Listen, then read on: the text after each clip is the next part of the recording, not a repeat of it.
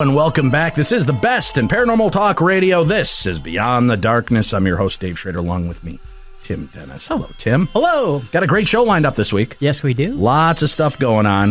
Let's see. Friday, we're going to be Josie Varga, I guess, is going to join us. We're going to be joined by Josie Varga. A Call from Heaven, Deathbed Visits, Angelic Visions, and Crossings to the Other Side. Then on Thursday, Dr. Alexandra Corin, I'm not sure how to pronounce this. Have You Been Hexed? Recognizing and Breaking Curses, which I think is very interesting time of year to be talking about this. Oh, yes. And then tomorrow night, Tim, Douglas Preston joins us. We're going to go on a little Tomb Raider expedition, if you will. The Lost City of the Monkey God, a true story. It was a #1 New York Times bestseller, a 500-year-old legend, an ancient curse, a stunning medical mystery, and a pioneering journey into the unknown heart of the world's densest jungle. Really? That's tomorrow night. Tonight, though, we're going to get started. We've got Zofia Weaver joining us in England.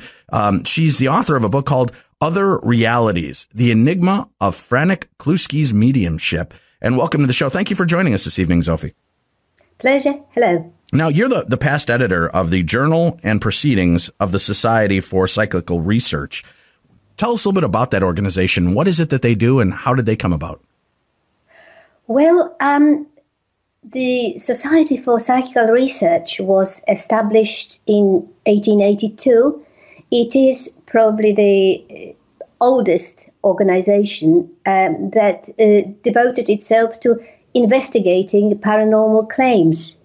They take a very detached and scientific view of things and basically investigate claims of paranormal nature.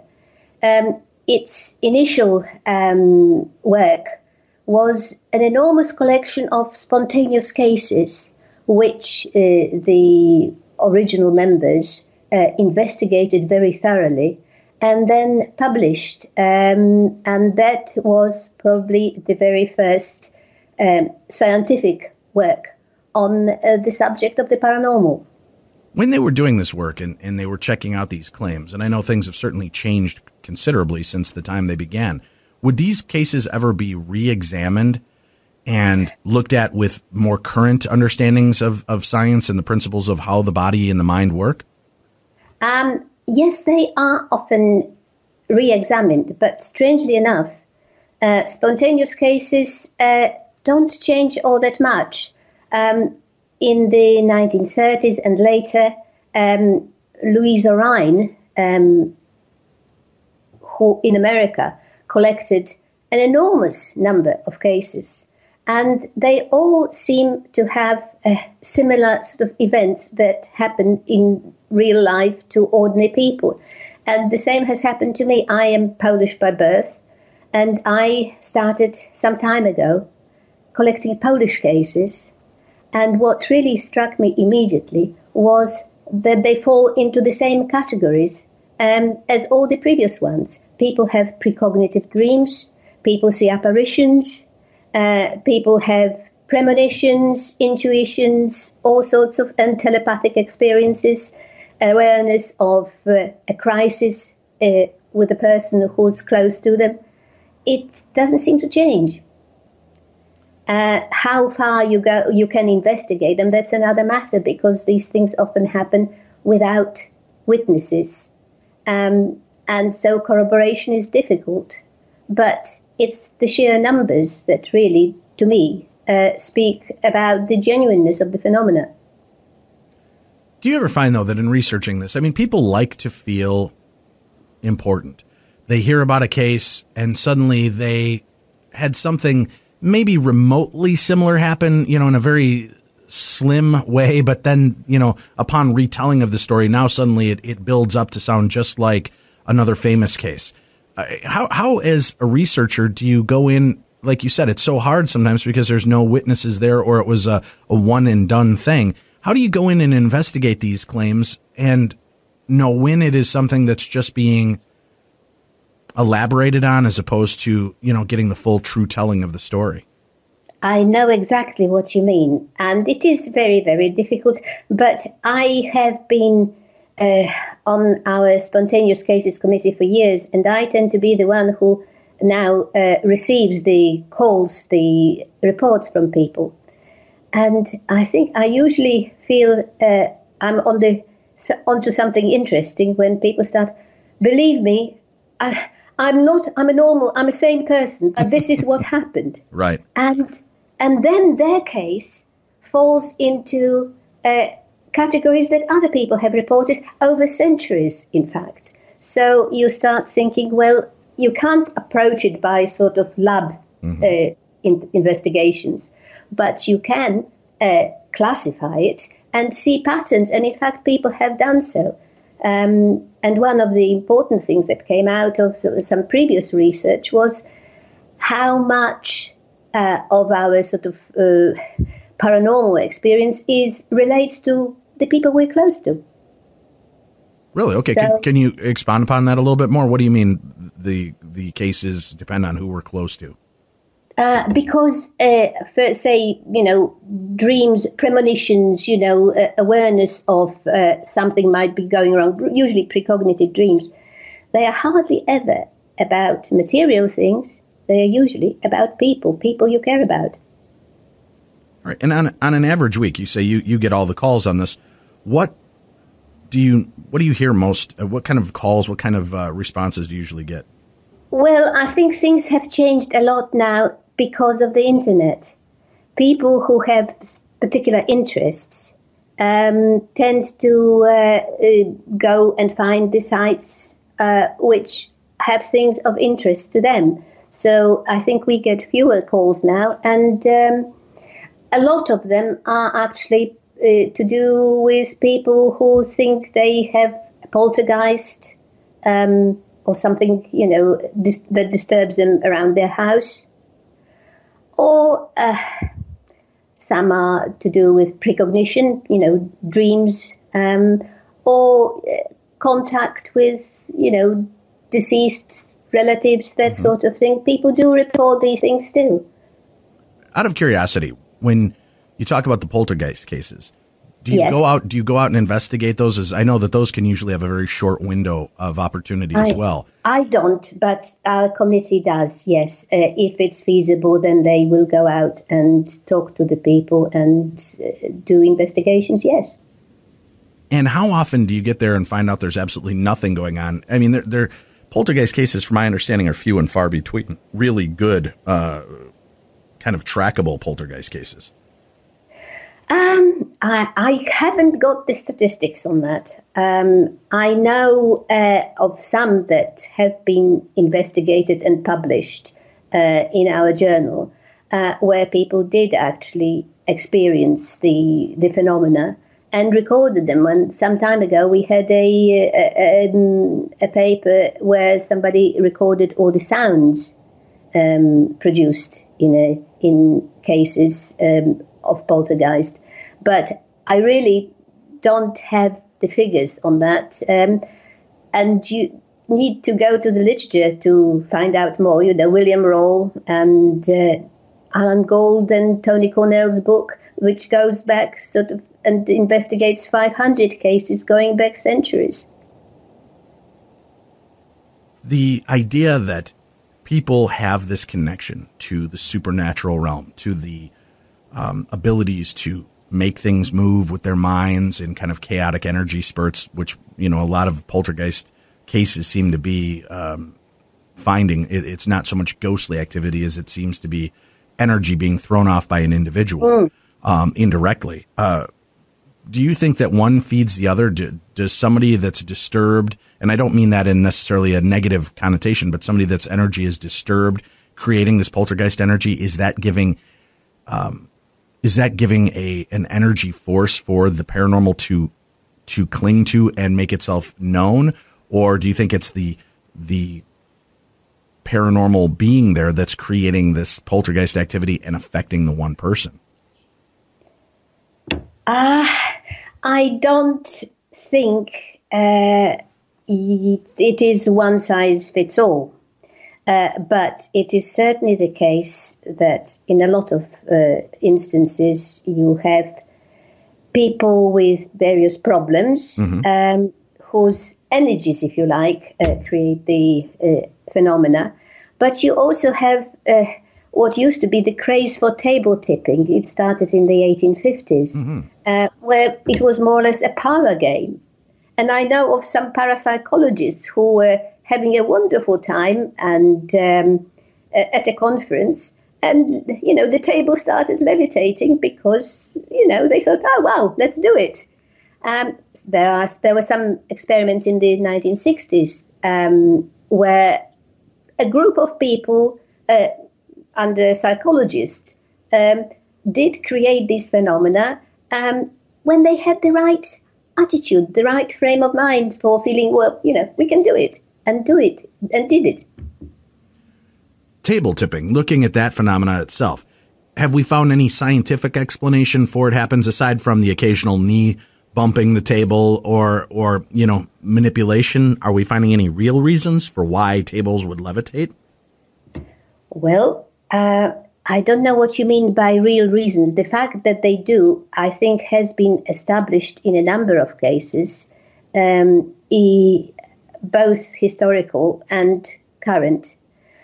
Whether we understand what's causing it, I couldn't say. I don't think we have any sort of proper theoretical explanation for what might be happening at the moment. If we did, I think we'd be having a different conversation. It wouldn't be paranormal. It would be normal. Well, and the reason I ask is, I know there's the light as a feather, stiff as a board parlor game that's been played as well. Are you familiar with that? Where one person lays on the floor and everyone gets around and just lifting people. Right. You just take the tips of your fingers underneath a part of the person. Yes, I've heard of that one. Yes. They'll tell a story and then begin reciting light as a feather, stiff as a board. And everybody starts lifting just using their fingertips. And the person begins to, in a sense, levitate because theoretically you would think there's no way that 6 people's fingertips could lift this person off the ground effortlessly. However, I've heard from a lot of the scientific realm that no, if you're placed in the right places and you're doing this and you're all lifting at the same time, it's very easy. I don't know. I've done it on a couple of occasions. That really unnerves me. I don't know why it should, but as I'm just seeing fingertips under the person moving this body up, my fingers aren't pulling. They're not being pushed down. It's like I'm barely touching them and this person's lifting effortlessly into the air. I wondered if there was some kind of scientific understanding of, are we doing something physically that might be causing these levitations and these tables to lift? But so far you're saying science cannot find a reason why these tables would be jumping and dancing and doing the things they are. No, how shall I put it? It must be physical because it has physical effects. Mm-hmm. But I think this brings me to the biggest question that has come out of the study I did of Franek Kluski. Where is the division between physical and mental? And when you look at the research they are now doing into people's thoughts, driving prosthetic, limbs and things like that, you think, well, maybe there's just a little nudge beyond that. Very well could be. All right. Well, let's start to examine the story of Franek Kluski and tell me a little bit about this gentleman and how he came to your attention. Well, he was a very short-lived medium in Poland in the 1920s. And I knew about him for ages, some 20 years. I sat on a book that relates very carefully and in much detail what he did. But, how should I put it? I had a problem with accepting this material. I somehow assumed all things to do with the physical mediumship are dodgy. It must involve some sort of deception and malobservation. And it wasn't until quite recently when I felt that I had to look at it in earnest, because I'm one of the very few people, I think, who could actually make this information available to a wider public by translating the Polish stuff into English. Mm-hmm. And when I started looking at it in depth, at the subject and its history, then I realized that you just couldn't explain what happened by, the usual assumption that it's tricks, it's conjuring, it's accomplices, it's hidden entrances. No, it will not do. Not in the case of Kluski, and not in the case of some of the other great mediums. And so, as it sort of came about naturally that I was talking to a publisher, and he suggested I write a book, and so I wrote the book. All right. Now, was this man, this is one of the first times I've ever heard of Kluski. Was this man well known and revered in that area? And in Poland, or was he kind of an obscure name in history, footnote in history? He was an accidental medium. His real name I don't think you could pronounce.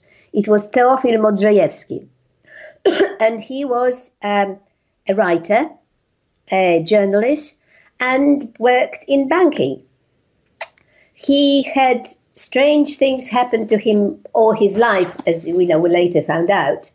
But he became known as a medium when in 1918, I think, he went to a friend's house. The friend was a psychic researcher. They had a sitting with a medium, and nothing happened around the medium, but things started happening around Kluski. And so his friend started investigating him. Then the French researchers got involved and did experiments with him both in Poland and in Paris in their laboratory. And for about 6 years, Kluski conducted regular sittings in addition to his normal work, but he was never a professional medium. He never took any money for it. And the shame of it is he never actually wrote about it. He refused to have anything to do with this circus. Why was that? Because of his status in life and who he was, what he was doing? He just didn't want there to be a paper trail? I think it was something partly to do with his religious views. He was a very good Catholic, and I think it always made him uneasy to be involved in something that has had these spiritualist overtones. And he did not want to become part of a cult, religion, whatever. And the other, I think, important thing was that it had very, very detrimental effect on his health. It made him really poorly. And he's not the only one. He was always, after the seance, he was vomiting, he had heart problems. Altogether, it was not a happy experience for him. And while he felt that he had to help science by allowing researchers to do whatever they needed to do, and he was quite interested in it, after a while it became too much. But also, he also did automatic writing. And with that, I think I know from various sources that he carried on with that until nearly the start of the Second World War, when he was told by his priest not to have anything to do with that, so he stopped altogether. Oh, really? So it was once the priest kind of stepped in and told him this is not what you should be doing, that was enough to end his career? No, it wasn't. It wasn't like that. How should I put it? It was never a career for him. He had a very successful career as a writer and a poet, and as I say, he was quite high up in the bank where he worked. So this was always just a strong interest, if you like, and also something very, very private, because he was never a normal person from the point of view of, how we all function. Right. He was different physically, if you like.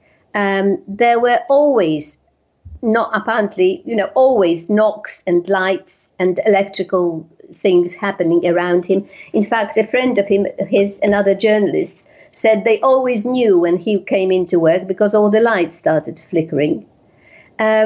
He was always subject to sudden illnesses that would just pass very quickly. And, lights came out of his mouth and fingers, even when he was not in a seance. Really, he was not quite made like other people. And I think he always That's an understatement. So he would have light emit from inside his mouth and the ends of his fingertips? Yes, he's not the only one. D.D. Hume had, not in seances or anything, but in the memoirs of his wife, you find the comment that, in storms, he would be very worried, and lights would, in very dry atmosphere, lights would come out of his fingers.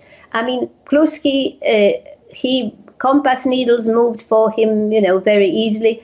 And in fact, his friend relates how they were in a shop, in an optician's once, and to mend his glasses, and all the compasses under the glass started going wild, so they had to leave in a hurry just in case they got into trouble. So, as I say, it pursued him everywhere. He absorbed smells as well, so if he walked along a street with lime trees or lilac or whatever, he would come back smelling of it for about 3 days after. Wow. So he wasn't normal like we are. No, was any of this shared by any other family members of his? Not that we know of, but he was a very private person. From his few comments that Gelle, the French investigator, managed to glean, it seems that it was in his family, in his uncle who was a priest, in fact, had these sort of paranormal abilities.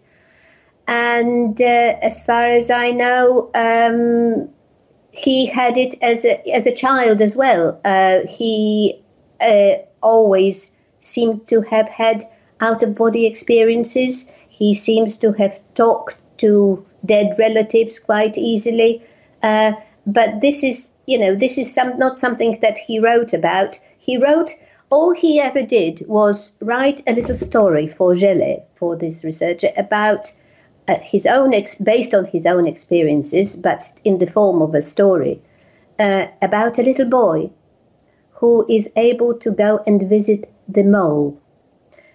He used to sort of build a little tent and sort of go towards the fireplace and see all sorts of things in there, sort of phantoms, rooms lit with gem-like light, and he learned to do that sort of trip when he was alone in bed. That is the story, but as I say, it's not something that he ever talked about, apart from that one little narrative that he produced for Gelle about his background. Sophie, if he was so protective of his story and didn't speak to many people regarding this, where do you come upon all of this information to write enough to fill a book?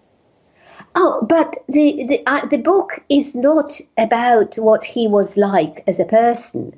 Unfortunately, that is quite a short little chapter in my book. The main body of the book is about the experiments that were carried out with him between 1919 and 1925.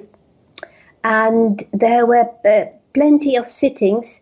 There were both with French researchers, but there was a very active psychical research society in Warsaw at that time. And all his friends used to come. Well, not all his friends, but quite a few of his friends. Obviously, as when something like that happens to somebody you want to come and see. Right. And so they had sittings on quite a regular basis over a number of years. And all the people who attended the sittings wrote reports. They signed reports, and all of these were published in a book by a friend of Kluski, who also had a very fascinating life, but that's another story. If he was so private, though, and didn't like sharing his story, why did he give permission to be tested so thoroughly? Oh, that is a different thing. I mean, at that time, there was so much interest in the subject, and he was interested in the subject. I think there was a feeling that there was a breakthrough about to take place in science, new science of psychical research. And big names like Charles Richer and Flammarion and people like that were very interested and pursuing this subject. So, and when things like very strange things start happening around, and don't mean the sort of minor mediumship with the sort of table levitating, but additional arms, apparitions, interactive apparitions, floating torsos and heads. When things like that start happening, you don't say, "Oh well, I think I'll stay private." And in fact, when he was in trance, he wouldn't know what was happening. People were making notes afterwards and were observing very carefully. Well, why don't we do this? We're going to talk deeper with our guest, Sophie Weaver, as we discuss other realities, the enigma of Frank Kluski's mediumship. What were the tests that he was put through? What did they reveal about the man and about his abilities? We'll continue with that. But first, I want to make a quick mention. Remember, folks, you love what you hear on the show. That's partly because of the great sponsorships that we get from all the different groups that come in, whether it's HelloFresh or Amazon.com or Harry's or our favorite one. He's here with us again this week because they know we feel the pain, Tim. Oh, yes. We feel the pain when it comes to buying a car. Oh, boy. Like everybody. Mm-hmm. True Car. That's been the answer. My dad pointed it out to me. I've been enjoying researching it, finding more information. My son and I are working together looking for his first car. Tim, you're busily searching for a replacement for your bucket of bolts. Mm-hmm. Here's the good news. Try this. Promise me, folks. If you're looking for a new car, don't go any further until you try True Car. Whether you're ready to buy new or used, try True Car. Visit that first for a much more confident car buying experience. When you try True Car, what you get is you get to know what other people in your area are paying for the same car you're looking for. Now you know what a fair price is, so you can feel confident about that purchase. And then once you register, you'll see a real price on actual inventory. And this is competitive pricing that's offered to you by True Car certified dealers for an actual vehicle on their lot. It's pricing you'll see before going to the dealership, so you can feel confident about what you're going to get when you get there. And True Car shows all their customers all the available incentives before they arrive on the dealership's lot. And there's been over 3 million, Tim. 3 million cars have been sold to True Car users now. Wow. That's a pretty good backlog. Oh, yeah. Right there. It's not like, oh, this is brand new. We've only sold 3 cars, but they've sold 3 million cars by True Car certified dealer networks, over 13,000 True Car certified dealers nationwide. So again, whether you're looking to buy a brand new car or you're looking to get one of over 700,000 pre-owned vehicles that they have available, you can also look to save an average of around $3,000 off of the manufacturer's suggested retail price. That's what you get when you deal with True Car. So I know it's where I'm going. I know it's what you're doing, Tim, when we're looking into this. So we're recommending our listeners do the same because you're going to be buying a car eventually. Why not try it out? You'll see why we love this product and why we wanted them to be one of the sponsors on our show. So check out True Car next time you're in the market to buy yourself a new or used car. True Car. You will enjoy a definite change, a confident car buying experience, and you're going to absolutely love it. Hey, I also want to mention, guys, our England trip is coming up in September, Tim. Yes. Usually takes 4 to 6 months to sell these trips out. Yep. We sold out our trip in 18 hours. Amazing. 18 hours. Oh, yes. We added a second trip. So the first wave will be our British invasion first wave will be hitting in August of 2017. We're already well on our way to half sold out on this trip. We keep it to about 30 to 40 people. That's all. Neil Story, who you've heard on our show, will be there. He is our legend tripper. He's our guest of honor on both trips and will regale us with tales of the supernatural, paranormal, Jack the Ripper, Dracula, all of the great information that you've heard on our show. You get to hear more, and you get to visit the sites that we talk about on the show. Plus, we get a chance to do 2 investigations, one at Castle Rising and one at Darby Jail with our buddy Richard Felix from Most Haunted. So we've got that available. You can check for that information by going to darknessevents.com. Already half sold out. You want to go on there, click on the banner at darknessevents.com, and it'll give you all the information. You can find out how to sign up, but I promise you, you're going to love it. This is the first of our paranormal foreign excursions that I was completely involved in from the beginning to end in the concept, planning, and charge of this. So I can promise you it will be the most in-depth, detailed paranormal experience we've ever had. And I'm so psyched to do this. So if you want to join us in August, me, Neil Story, out in England for a long tour. It's about 8 days, and we get a chance to investigate haunted castles, crypts, churches. We get to visit all of these amazing places that you've read about, heard about. Plus, we're going to visit Nottingham, Tim. Really? Sherwood Forest. Wow. Yeah. I might even dress up with a little Robin Hood hat and pluck my bow. I think you should. Yeah, I might. But you can find all that information and about our upcoming event at the Oddfellows Asylum. So for those of you looking to get your feet wet into the realm of the paranormal, but can't make it to England, well, you can join me in July when I visit with the Oddfellows Asylum out in Missouri. Bill Chappell, Chris Fleming will be our guests as well. We'll be doing a weekend of talks. We'll also be doing a fantastic opportunity for you to investigate either 1 or 2 nights with us in Oddfellows Asylum. And you've seen it on Ghost Adventures and Ghost Hunters and Ghost Adventures Aftershocks. Here's your chance to go in and investigate one-on-one with us and have a chance to put yourself into the story. Darknessevents.com. That's the best way to find all the information. Keep up to date on where you can meet Tim and I and have your own paranormal experiences. So check that out. When we return, Sophie Weaver continues with the story of other realities, the enigma of Frank Kluski's mediumship, here on Beyond the Darkness.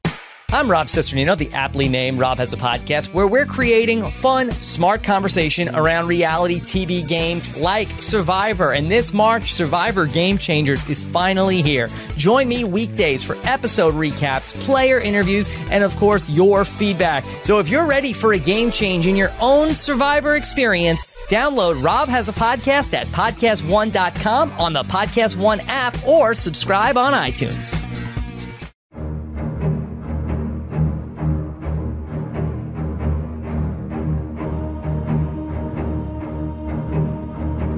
Beyond the Darkness.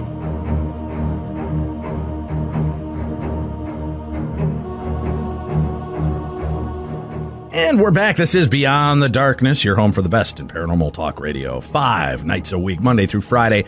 I'm Dave. That's Tim. Our guest this evening, Sophie Weaver. She's the author of Other Realities, The Enigma of Frank Kluski's Mediumship. Before the break, we were hearing a little bit about the man prior to the research and studies that were put on him. Let's start talking about that. He was open because he was just as kind of astonished by this ability and what was going on as everyone around him and wanted some understanding. So that's why he allowed the research to happen with him, correct? Yes. Now, was he paid to be a research study, or was this something? No, of course not. No, in fact, it probably must have cost him quite a bit because he was a very hospitable sort of person. It was often friends as well involved, sort of regulars. So, they would probably come to supper as well and, have a seance afterwards. Okay, so he was putting out the full the full roll for everybody. You'd come in, get some dinner, and then do this seance. Now, when the seance would take place, walk me through what they were like, Sophie. Was this like the quintessential couple of candles and everything else blacked out? No. Were lights left on? What exactly was the atmosphere like? No, well, I think the best place to start is the experiments that they did with him in France, in the IMI, Institut Métapsychique International in Paris, where he was there on another business, but he did give them time to study him. And that was a lab with doors locked, with a low light on, with all the controls. You couldn't suspect presence of accomplices under these conditions. Mm-hmm. And unless all the researchers colluded, there is no way that these phenomena could have been faked. And the controls were mainly by holding hands. So they would be holding his hands and faces and heads would appear above the heads of the participants, and molds of paraffin would form and be found lying on the table afterwards. And that was about 14 seances like that in France. The number of the seances was much greater in Warsaw. Most of them in Kluski's own apartment, but also in other places abroad, and totally spontaneously, say when he was on holiday in Italy, in a hotel room, when he was visited by the consul of Poland. So it's a sheer variety of witnesses and situations that helps verify the existence of the phenomena. And in Warsaw experiments, they also had very strict controls. He insisted on it. There was always hand control. On a number of occasions, he actually sat naked, once with Gele, once with a Hewitt Mackenzie, who had him totally undressed in his own clothes. And paraffin gloves formed with great speed and fell hot onto the table. And wait a minute, Sophie. Paraffin gloves gloves would just appear? No, the thing is, this is obviously something that the experimenters knew about from previous experiments. I think that was the attempt to get the spirits, in quotation marks, to put their hands in a dish containing paraffin, so they would leave a hand, an imprint of the hand with the sort of mold created by the spirit hand. And if you take it out, it cools down, it drops onto the table, and you have a very thin glove, which is, the imprint of a spirit hand. Really? So there would be these paraffin spirit hands that would appear around him. He is not the first one, but this is probably what he is most famous for. If you look on the internet, you can see his hands, and the photographs of some of the apparitions, and then you find a great many people explaining how, of course, it was done by tricks, and I'm afraid it doesn't work. The explanations. What are some of the basic explanations people are trying to give for how different size handprints would appear in paraffin wax gloves that would be left around? Well, the thing is, if you want to remove a hand from a mold, what you do is there are a number of ways of doing it. What you could do is, if you had a sort of tourniquet on your arm, and so that it expands, and then you take it off and the hand gets slimmer, you pull it out. Or you could have something that dissolves and you can just pour it out. Or you could cut, if you were, there's quite a lot of plasticity in the paraffin mold. Mm-hmm. You could cut it and then reform it. The problem with all these things is that they take time. They take, you have to see what you're doing. And of course, it has to have time to cool. So it's impossible to do it under the conditions where the molds were appearing within 1 or 2 minutes. Did Harry Houdini ever look into this case at all? Or was this before or after his time? I don't remember his who? Harry Houdini. I know he was fascinated by some of these cases. No, he didn't. Harry Price didn't get to sit with him. He wanted to, but he didn't. I'm talking Harry Houdini. I know Houdini. No, I know, but I don't know. He was never involved in, I think, that kind of thing. Okay. But the other thing, of course, and that was a well-known trick, you bring ready-made ones. Right, of course. The thing about the Kluski ones is that they formed there and then. You can't bring a hot one that is still, soft and floppy. And they were so thin that they most of them would break.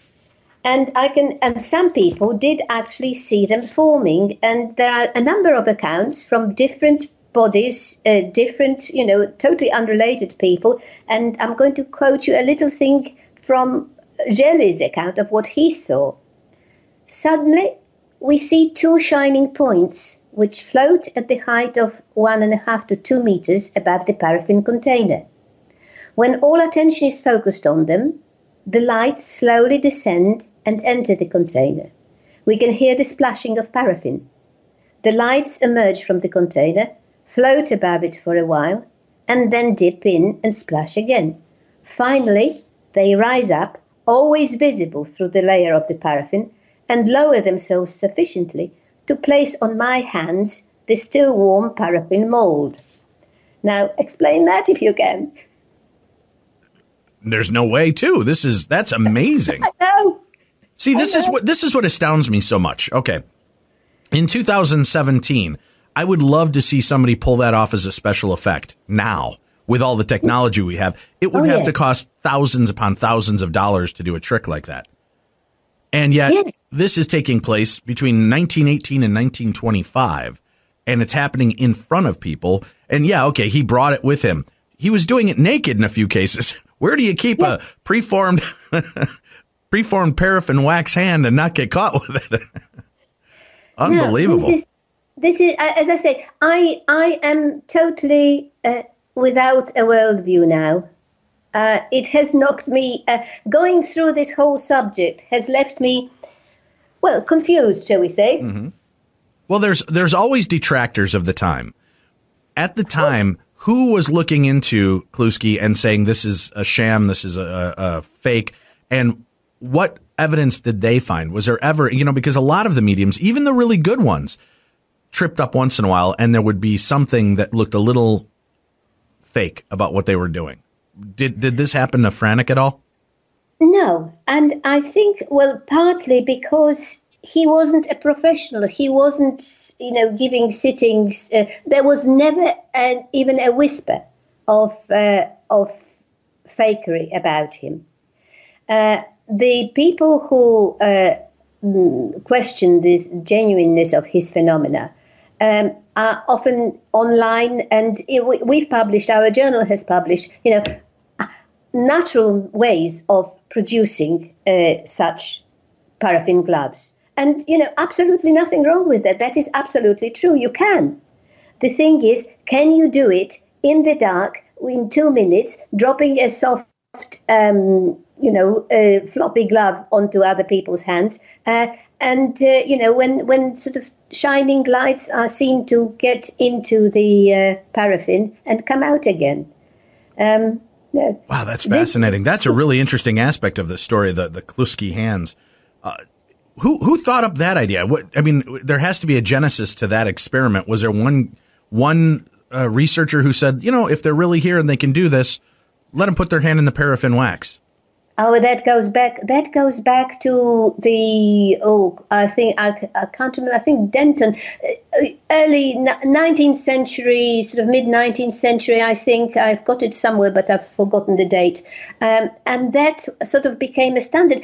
And, of course, it became a very part of the equipment of the tricks. You'd sort of have these various things that would arrive ready-made. Everything can be produced by tricks, as well as the ones you can't explain. I know at this point, do any of the paraffin hands still survive to this day that were created at any of his seances? And was there ever any look into fingerprints or dermal ridges to prove that there was an actual hand in there and not just something shaped like a hand? Well, they look, there are plenty of them. The College of Psychic Science, I think, has some. But of course they would make plaster casts of them. But the photographs you see clasped hands, you'd see old person's hands, you see child's hands. There was such variety. And where is this? It's a museum, you said? Where is that located? Hang on, I can't. I have to look up my notes. Hang on a mo. Do you want me to hang? Do you want to hang on a mo? I've got. You can look it up as we're talking. That's fine. Not a problem. I'm just curious because I know I'll get hit with a deluge of emails from listeners afterwards. Where is this museum? And is it in England? Is it in Poland? Is it in? No, it's in London. All right, Zofia. I know people are going to ask, where is this museum and what's the name of it? It's Britain Memorial Museum, BRITTEN, and it's Arthur Findlay College in London. I'm sure you can Google the address. All right, great. Yeah, I might even go in a day early to my England trip and take a look at that. I'm always fascinated to check out these locations. All right, so some of these hands do still exist, or molds of those hands do exist. And as you said, what I found fascinating is that it wasn't just one size. There were old people hands, young people hands, big, small. Yes. All of these different variations. Clasp, praying, whatever. Yes, it is all mind-boggling. It really is beyond the threshold that all of this. But the apparitions were even worse. The ones that lit themselves with their own light. All right, talk to us about that. Now, are there photographs of these spirits that exist today? There are some photographs, but the thing is, in the early days, they tried to take photographs. There were about 14 altogether. Uh-huh. They look as fake as anything. Okay. Yeah, well, I mean, it's because they do. The difference is, in the book, every photograph is described, the conditions under which it was taken, who took it, they developed it immediately, and it looks as it looks. It is not my fault. It is not their fault. Right. I understand where you're going with this. Right. I mean, it is what it is. It looks fake because how would it look? Right. I mean, we're going to go into it with a skeptical eye in nature anyway. But tell me about these apparitions. Would they start appearing during these seances? And would they be? They did appear all over the place. Okay. Sometimes they appeared outside the seances.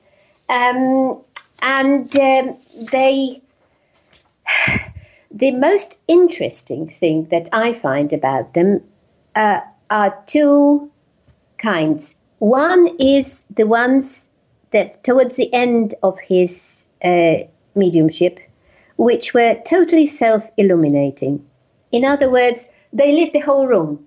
You'd have a shape turn up and the light would illuminate everything. And these apparitions were so very impressive and looked so, they called one of them the Assyrian priest, the participants were totally in awe of them, unlike some other apparitions who were of a very different nature. There was one called the primitive man that would rush up and lick people and smell horrible. Well, so he was even getting caveman ghosts. Yes. Unbelievable. It is all unbelievable. But the thing is, when you look at the whole story, you sometimes can see very clearly that the mental images that are produced physically are very closely related to what Kluski is working on in his other life, his other job. For instance, when he is translating a novel from Italian, a historical novel set in Renaissance, you get a beautiful Renaissance lady wandering about the seances for a time.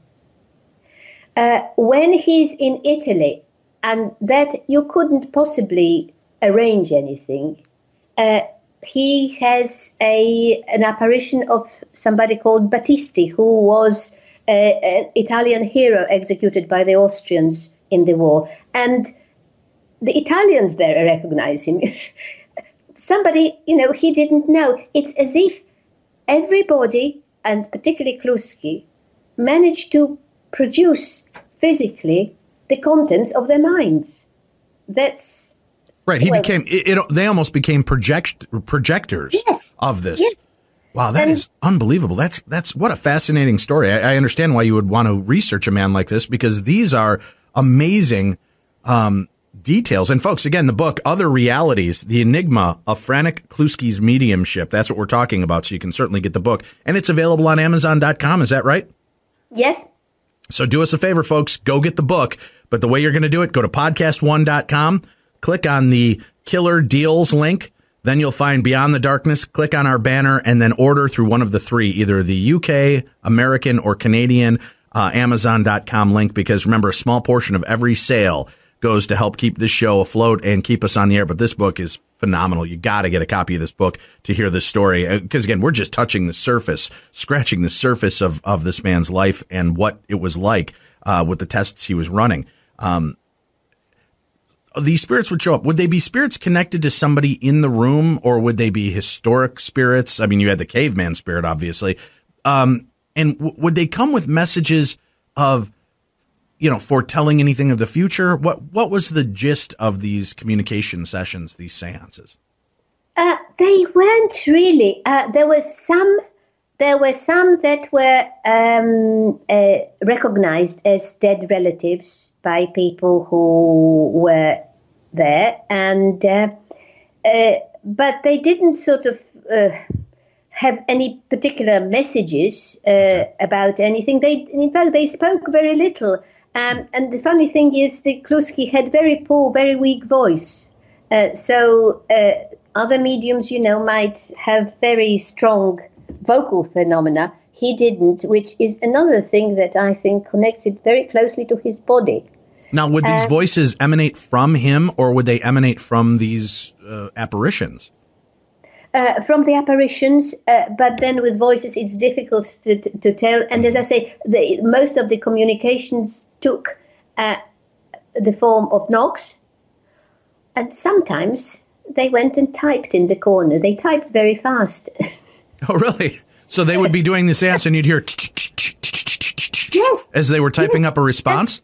The thing is, it happened. I mean, again, this is anecdotal, but I do believe that is what happened because there were so many people who thought, who by the time they've known Kluski for a while, they took it for granted that, he'd be sitting in one room and suddenly the typewriter would start typing by itself and make sense and do it faster than he ever could. That was my other point. Was there any limitation to Kluski? I mean, sometimes you hear these stories where the medium themselves were not always the most intelligent person, and they would get these beautiful messages that were beautifully written, better handwriting. There'd be no spelling errors, things like that. And then the regular person would write, Kluski might write, and he didn't know how to spell anything, but you said he was a writer and a poet as well. This is. I think you've put your. That question takes us exactly where I think the nub of the matter is. There have been very few genuine, powerful mediums. Mm-hmm. And most of them, and I think all of them, in fact, were not as clever as the people who researched them. In fact, they were quite simple people. Even D.D. Hume, he was not stupid, but he was not educated. Here we have a totally different situation where the medium has a very rich, creative mind and analytical mind as well. I mean, he wrote an economics column for a paper as well as poetry and for the stage as well.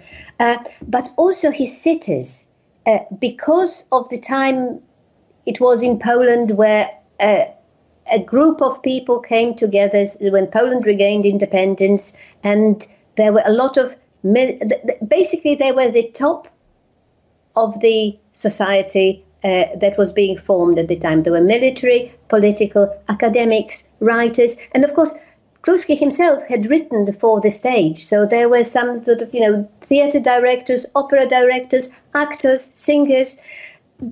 You couldn't get a creative lot like that if you tried. It just happened that way, and I think a lot of the quality of these phenomena is to do with the participants also being very, very creative.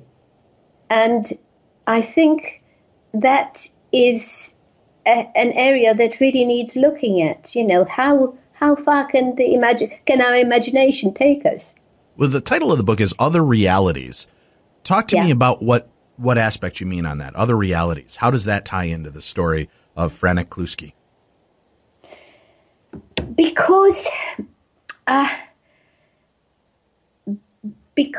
it is not what the picture I get from it is so very not simple. Basically, you use the usual thing is, there is the physical, there we are in bodies, and our mind consciousness is another separate thing. It goes off and it does things, in ND and OBs.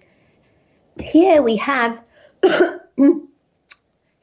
a situation where the physical and the mental are not as we know them. Mm-hmm. And these apparitions, some of these entities are self-illuminating. Some of them seem to be able to interact in very sort of physical way with people. One situation they describe is when there was an image of a woman, a phantom of a woman had appeared, and two participants who really wanted to see how real it was, so holding hands together, they push their hands towards this image, this phantom, and hit it. And the phantom disappeared. But the next day, the medium had a very nasty bruise exactly where they hit the phantom. Oh. And the stories like that are very frequent. It's as if his body is being used as a sort of substrate for whatever is happening. In fact, lights, as I say, those lights that were the beginning of most of the phenomena appeared on him anyway. That is interesting. Now, the skeptical nature, of course, Sophie, would say that the medium must have been up wearing something to look like this phantom, and when he took the blow, that's why they had the piece. That's why they had the bruise. But he was sitting. He was held. His hands were being held all the time by two people at the other end of the table. Wow. I know. Well, I know. But were these darkened rooms again when this was happening? Because I know the big problem was that, especially a lot of the cases that Harry Houdini investigated, was the mediums always insisted on it being a jet black room. They'd black out the windows. They'd do these things. They'd sit. They'd hold hands. But halfway through, they would swap hands, or they would have fake hands, or somebody else would hold them, and then the medium would walk around the room. There's footage right now I've seen it on YouTube and a couple other ways. They busted a current medium who does these seances, and it was a pitch black room. He would get up in the room, and he had glasses on that were light sensitive and like night vision glasses, Tim. Right. So he could see his way around the room. And he would call out that he was starting the, move around us. And then he would start flailing his arms about. So it would feel like there was this breeze around the room, but nobody could see him. He was in the middle of this room and dangerously close to people at points. But he was pretending to be the spirit. And then he'd go climb back into his little spirit box at the end of the session, and the lights would come up and it would appear as though he never left. So I know that that's where a lot of the people belief systems come. Would Kluski was or any of these mediums that you're talking about where that kind of activity would take place? Again, was this in a darkened environment, or were people able to still see that the medium was where the medium was said to be? Some of the time there would be total darkness, but then of course the lights would come out of him so you could see him. When he was sitting there, two people holding his hands, and the lights would appear above him and around him. So he would be visible. And there was a light to start with, and sometimes it would come on by itself in the middle.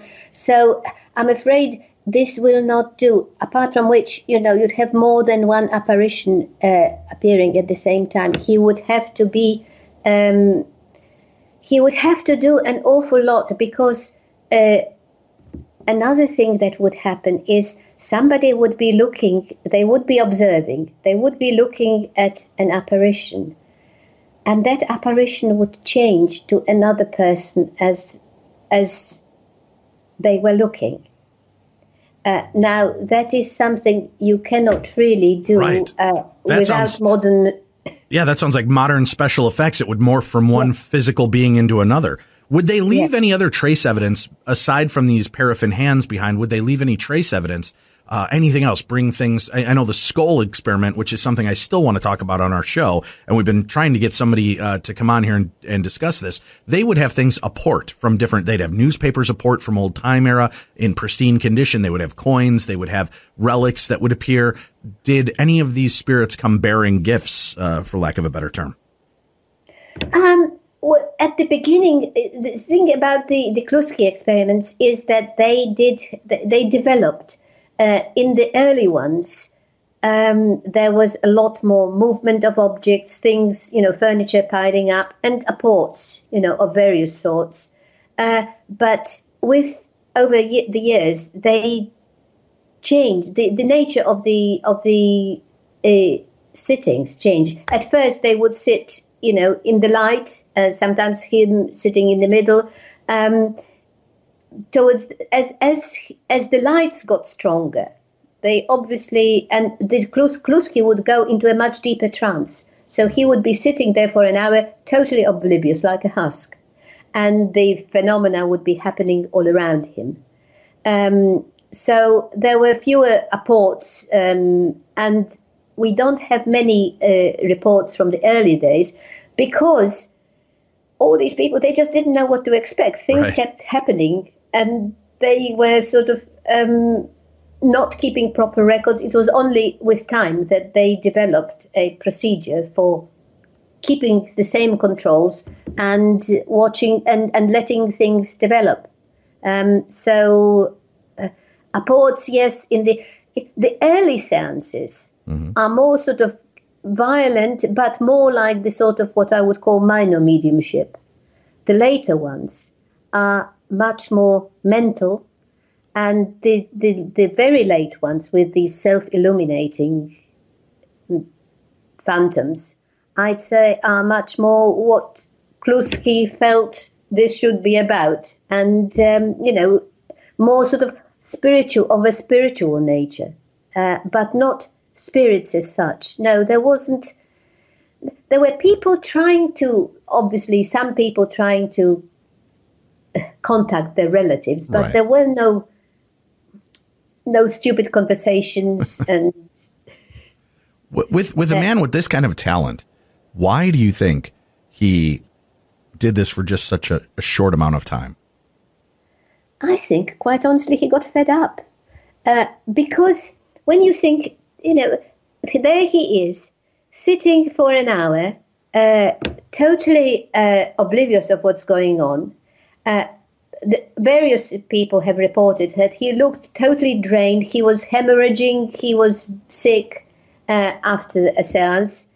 And I think he started out hoping for some explanations. Mm-hmm. In the end, he was just making more gloves. And yeah, that can get to you. Why do you think a man of this power, of this ability, is not more widely known? I mean, this name sounds like it should have been, right up there with the great Marjorie and some of these other mediums of the time. Well, he was Gele published stuff about him. That was in French. That's many years ago. He just never had the exposure because most of this material was, until I did the book, only available in Polish. So there was in fact very little controversy because the only thing that was familiar was those famous hands, of which he produced so many. You need to contact Henry Winkler through, I'm not sure if you're familiar with that show Happy Days that was big here in the United States. He played the Fonz, but he's also a major producer and does a lot with these paranormal shows and programming. And I would love to see a documentary on this man made because wow, what a fascinating story to hear. And I would love to see this played out. Well, I'm not sure that Kluski would thank me for that. he was a very private person. Well, if he shows up glowing and making paraffin hands that he slaps you with, then you don't have to do it. But if he doesn't do that by the end of tonight, I think you should reach out and get a producer. Okay. That was a very sweet dismissal from you. I appreciate that, Sophie. Okay. Oh no, I honestly, I'm taken by surprise. I did this whole thing because I felt it needed to be done. I have had very good reactions to the book from people whose opinion I value, and I really enjoyed talking about it. But as I say, Kluski's attitude was that he would always be accused of faking it. And his good name was the only thing that he wanted to leave behind. Right. I just think this man's story should be told again. What a fascinating story. And I'm glad that you were able to do that and translate these stories and make it available, because it's part of these stories. It's this type of experience that keeps the wonder and magic alive in us. You know, I mean, we've been doing this show for 12 years in different methods. And, you know, sometimes you do get a little jaded after a while and you start looking at it and you're like, okay, but what next? And then you go back and you hear stories like Frantic Kluski's and you start thinking, man, this is the stuff that ignited this interest in me. This is the stuff that I want to know more about. And do you keep up with current mediums? Are there anybody's name that jumps to mind to you that does this type of thing that you feel is truly connected to the supernatural world, that's alive and doing this now? I haven't come across anybody, no, but I think that's the point I make in my book, is that we really should start taking physical mediumship seriously, and, you know, psychical researchers and investigators should just do what a lot of people did in the 19th century, just, you know, sit around the table and see what happens. And we never talked about the automatic writing that Kluski did. I just suddenly realized. Well, let's talk about it. I don't have to go. If you don't have to go, let's chat about it. His automatic writing. Now, for people that are new to the show. There isn't a great deal to say, but that was something that he did. Well, real quick, Sophie, for listeners that are new to this phenomena, automatic writing, can you kind of explain what automatic writing is and then introduce Kluski's part of that story? Well, automatic writing is a sort of when you you come into a sort of state of consciousness when you're not really aware of what you're doing. There is a piece of paper and you have a pencil or a pen and you start writing and you don't know what you're writing. And a lot of mental mediumship has been done like that. And there are some very famous mediums who participated in experiments with automatic writing. But Kluski did it from the very beginning, because, again, his friends asked him to. And unfortunately, there is very little we know about it because it was all private. So that, you know, people would take away their stories and it wouldn't be published. The author of the book on which I based my book said he had enough material for another book. But the only thing I know, and that was another archive that I was given by somebody who was a friend of Kluski and who sat with him for automatic writing, I did place in the book his account, where the writing is his father's, the handwriting, his deceased father's. The name that he uses for him is the nickname that his father used when he was a child. But the ideas are all filtered through the medium. So you have a strange mixture of information about a deceased person and the mental input of the medium as well. And that's just one of the stories to do with that. And the other one is where the same person who was, in fact, I think he was a professor of religious studies, and he wanted some Aramaic word explained. And so he asked a friend who was also a scholar in that area, and got an answer from someone who was dead, through Kluski, who had no idea about Aramaic sort of obscure terms. And the person who wrote that account swears that, it couldn't have been his own projection of the interpretation of that word. So there we are. There's a whole fascinating story that I don't think ever will be told about Kluski's automatic writing, which is a shame because that would be fascinating. Apparently, a lot of the apparitions, when they were claimed in the automatic writing to be the ones that come to the seances. So there we are. Would he have the same spirits appear at different seances across the world, or were they always new projections, new figures? No, some kept coming back, and some would appear, and then a month or so later, they would appear. Nobody would know who they are, and then a month or so later, somebody would come who would recognize them. Boy, what I would give to sit in on one of those sessions. So would I. Oh, to see that. When you came into this to research this, and then now that you've written and done all of this extensive research on Kluski, do you believe he was the real deal? Do you believe he really was tapped into other realities and the supernatural realm? I don't see what else I can do. I've tried to escape it, but at the moment, that's where I am. I have no idea what it means, but I am faced with something that I just do not understand, but believe the evidence is there, and I cannot either explain or reject it or duck it. So there I am, confused. Understandable. It has been a real pleasure, Zofia, and we hope to speak with you again in the future regarding more topics. So please, as you're doing more research and you're looking into more cases, will you please come back with us and talk to us about some of the more fascinating stories you've collected? With great pleasure. I really enjoyed this. I would love that. Thank you very much for being a part of the show with us. Tomorrow, Douglas Preston joins us. He's the author of Lost City of the Monkey God, a true story. It's a New York Times bestseller, a 500-year-old legend, an ancient curse, a stunning medical mystery, and a pioneering journey into the unknown heart of the world's densest jungle. You guys have really seemed to enjoy these kind of other culture shows that we've been looking into. This one looks to be really exciting. And for those of you that are looking for more of the strange and paranormal and fringe elements of this, remember, check out our buddy George Norrie in Coast to Coast Monday through Friday as well.